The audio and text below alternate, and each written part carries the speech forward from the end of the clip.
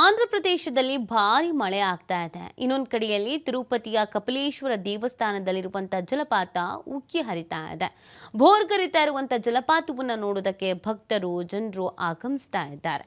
ವಿಪರೀತವಾಗಿ ಮಳೆ ಆಗ್ತಾ ಇರುವಂಥದ್ದು. ಆಂಧ್ರ ಪ್ರದೇಶದಲ್ಲಿ ಭಾರಿ ಮಳೆಯಿಂದ ಕಪಿಲೇಶ್ವರ ದೇವಸ್ಥಾನದಲ್ಲಿ ಜಲಪಾತ ಉಕ್ಕಿ ಹರಿತಾ ಇದೆ. ಇದನ್ನು ನೋಡೋದಕ್ಕೆ ಅನೇಕ ಭಕ್ತರು ಆಗಮಿಸ್ತಾ ಇದ್ದಾರೆ, ಜನರು ಕೂಡ ಆಗಮಿಸ್ತಾ ಇದ್ದಾರೆ.